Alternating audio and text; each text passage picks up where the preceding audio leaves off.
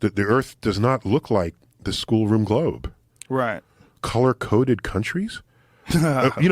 Only as an adult did I look back on that and I say, you trained me from elementary school to know who my enemies are and who my friends are by color-coding contiguous land masses on a globe to teach me about the planet Earth. But they weren't trying to do that. They were trying to explain. It's a consequence of it. Geography. I knew who the evil, godless Right. Russia, Soviet Union was. Right. Okay? Their country was painted red. All right? Not ours. I knew this even if it was not on purpose. It had a subliminal effect. And when you go into space, the country borders go away. Except for two places. There are two places. You can still see two borders from space. One of them in the daytime, you can see the border of Israel with surrounding deserts because Israel irrigates. And so it's green and the surrounding areas are brown. You can see that from space. Another border, which you can see from space at night, is, of course, North and South Korea right there. Yeah. That's crazy. And that's punched up. I mean, if you're in the dead of night, you don't know the difference between the ocean and the land as your sight line crosses North and South Korea. And so if you look at the GDP per capita differences between Israel and surrounding nations and South Korea and North Korea, it's factors of 8, 9, 10, 12. So space can reveal economic inequities in at least those two places, which is itself kind of a stunning fact. So I want to tell Elon, you're now neighbors with him, right? Get him back here and say, Elon, build a space bus. We have an air bus. Why not a space bus? A space bus where you put all the warring leaders and have them send them to the moon, have them look back on Earth. So, we're fighting over that border. We are? Once they came back down, I think they'd just go right back to work. You think so? I just went to the Keck Observatory on Wednesday. Nice. It was Hawaii. amazing. Yeah. Big island. Very nice. Did you go to the base camp or all the way to the top? The base camp. Yeah. I went specifically there because I had an experience there about, I was 17 years ago. I went there and I caught it on a perfect night where the moon wasn't out and it was phenomenal. And the view is so astounding. There's so many stars. You see the Milky Way in such clear detail that you have a totally different perspective of the cosmos. And you feel like sad. You're flying through space with a windshield over your head, like you're in a spaceship. There's some other, my entire PhD thesis involved mountain going. It's a lost ritual because now we'd have what's called service observing. You just write in what things you want observed on what nights for how many hours, and then they send you back the data. There used to be a pilgrimage to the top of a mountain, and you live nocturnally, and you go to them and be up all night with the telescope and the universe. Yeah. There's a certain almost spiritual connectivity that brings upon you when it's just you alone. And there are moments, the mountains are high up enough so that if clouds roll in, you're above the clouds. We were above the clouds. You're above the clouds. Yeah. This is what makes it especially spooky, magical, mystical, Mount Olympus-like. Because you're on the top. There's no other land. It's just clouds. So it's you, the tops of clouds, and the universe. Yeah.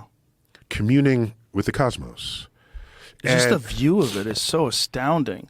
And many people who go to Australia say, "Oh, you got to see the southern skies." What they don't know when they say that is any clear sky anywhere in the world will get you that. Yeah. In the southern hemisphere, only 15% of humans live there. So there's essentially no light pollution anywhere there. 85% of all humans in the north, you're hard-pressed to find a completely dark sky in the north, leaving you to think that there's something magically beautiful and different about the southern sky. You're observing the northern sky. Hawaii's like 15 degrees north, so it's a lot of the southern sky as well. Point is, you have the best observing site in the world which is why they wanted to put a 30-meter telescope there, and there's some conflict with the indigenous groups regarding that, and whether the mountain is sacred and in what ways it's sacred and the like. And so that's still going on, last I checked. But I'm not surprised, and I'm delighted that you had that experience. And now you know how I feel when I look up. I was baptized emotionally, psychologically baptized with the night sky in New York City's Hayden Planetarium. Because as a city kid, I grew up in the Bronx. We don't have a relationship with the night sky. Right. You know, we might see the moon and an occasional planet, the setting sun. That's it. Couple you look of up, dots for stars. That's it. You see the tall buildings. Back then there was air pollution, light pollution. So my first night sky was the Hayden Planetarium. And to this day, I was 9 years old. To this day, when I go to mountaintops, just as you experience, and I look up, I said to myself, this is so beautiful. It reminds me of the Hayden Planetarium. That's funny. I know that's messed up, but that's not. how I feel. And your sky, you got a sky here with meteors, and I'm loving it, man. Shooting stars. I'm loving it. Yeah. The view that I saw on Wednesday was not as good as the view that I saw, whatever it was, 16, 17 Wait, years who laid ago. out these stars? Oh, it's just there's You didn't LED panels. Call me. You didn't No, they're call not me on this accurate. one. They're just little dots. Dude. All right. At least you have stars. In my old pool this in is- California, I had the star system of where, I was born in August. So it's the constellation When you were Leo. born? Yeah, when I was born. Okay. Embedded into the ground of the pool. All right. There Yeah. you go. There you go. Allegedly. If they're asking me to verify it, I'm like, wow, it looks like stars.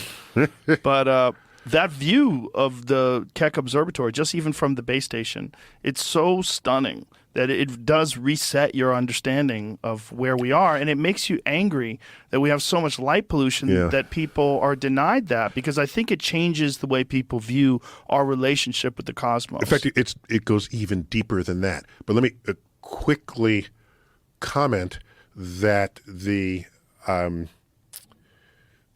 is an entire indigenous community in the world that is very concerned about the loss of very dark night skies, because so much of the culture relates to that night sky as part of what it values and what it passes down from one generation to the next.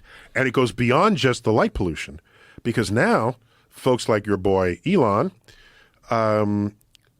is launching, and I don't like the fact that they use the word constellation to refer to satellites, because that's my word. That's my people's word. Constellations, they're actual stars, Right. not moving talk to him. hardware. No, What's his we number? got people talking to people. I could connect you. Yeah, no, we're Just, hey, we're bro, friends. No, we're you're friends. using the We're good. wrong words. I feel completely at home speaking to. He's on the spectrum a bit. I'd say 1 out of 6 of my